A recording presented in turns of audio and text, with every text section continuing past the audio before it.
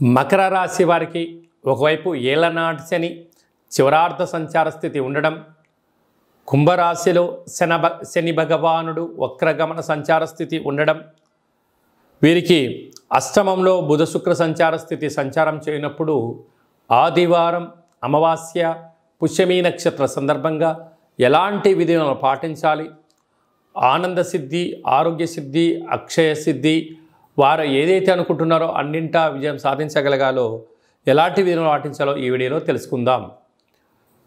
మకర రాశిలో ఏ నక్షత్రాలు వస్తాయనగా ఉత్తరాషాఢ నక్షత్రంలోని 3వ పాదం, 4వ పాదం, 2వ పాదం, అలాగనే శ్రవణ నక్షత్రంలోని 4 పాదాలు, ధనిష్ఠా నక్షత్రంలోని 1, 2 పాదములు కలిపితే మకర రాశి అవడం జరుగుతుంది. చాలామందికి పుట్టినటువంటి కాల సమయంలో డేటా బర్త్లు లేనటువంటి కారణం వలన పేరు యొక్క మొదటి అక్షరాన్ని అనుసరిస్తూ రాశిని తెలుసుకునే ప్రయత్నం చేద్దాం.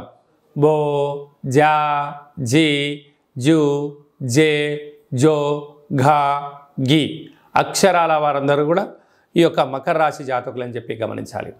వీరికి ఒకవైపు ఏళ్లనాటి శని చివరార్ధ సంచార స్థితి, కుంభరాశిలో శని భగవానుడు వక్రగమన సంచార స్థితిలో ఉన్నప్పుడు, అలాగనే ఈ ఆదివారం అమావాస్య పుష్యమీ నక్షత్ర సందర్భంగా తెల్ల జిల్లేడు యొక్క వృక్షం చుట్టూ ప్రదక్షిణ, తెల్ల జిల్లేడు వృక్షం దగ్గర దీపము, ఈ అమావాస్య రోజున పైన కొమ్మలు వధింపచేసి ఒక వినాయకుడు రూపం కలిగినటువంటి వేరును బయటికి తీసుకొని వాటిని బాగా శుద్ధి పెట్టి పంచామృతములతో అభిషేకం చేసి సింధూరాన్ని పూసుకొని ఇంట్లో తంత్ర వరసిద్ధి మహాగణపతి అష్టకాల భైరవ హోమ కార్యక్రమాన్ని చేసుకొని గృహంలో పూజా మందిరంలో ఉంచినట్లయితే ఇంట్లో ఉండబడినటువంటి వాస్తు దోషము, నరదృష్టి దోషము, యంత్ర మంత్ర తంత్ర పరతంత్ర తాంత్రికపరమైన దోషాలు తొలగిపోయి ఆనంద సిద్ధి, ఆరోగ్య సిద్ధి,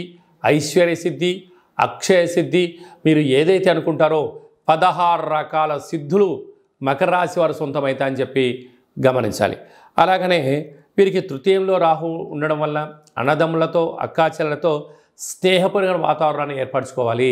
సంతాన స్థానంలో కుజగురు సంచార స్థితి ఉండడం వల్ల నూతనంగా వివాహమైన వారికి సంతాన యోగం, ఐశ్వర్య యోగం, విదేశీయాన యోగం కలుగుతుందని చెప్పి గమనించాలి. సప్తమంలో రవి సంచార స్థితి ఉండడం వలన నూతనంగా వివాహ ప్రయత్నం చేసేవారికి ప్రయత్నం అనుకూలించడం, నూతన వాహనాలు, క్రయ విక్రయాలు యోగదాయకం అని చెప్పి గమనించాలి. అలాగనే డాక్టర్లు, సాఫ్ట్వేర్లు, హార్డ్వేర్లు, యానిమేషన్స్, క్రియేటివిటీ రంగాల్లో ఉండబడిన వారు, ఆహార ఉత్పత్తులు, కిరాణం స్టోరు, రియల్ ఎస్టేటు, జిమ్ సెంటర్లు, వ్యాపారవేత్తలు, చర్మ సౌందర్యమైన వ్యాపారాలు, కేశ సౌందర్య వ్యాపార కార్యక్రమం చేసేవారందరికీ ఇది చాలా మంచి కాలము అని చెప్పి గమనించాలి.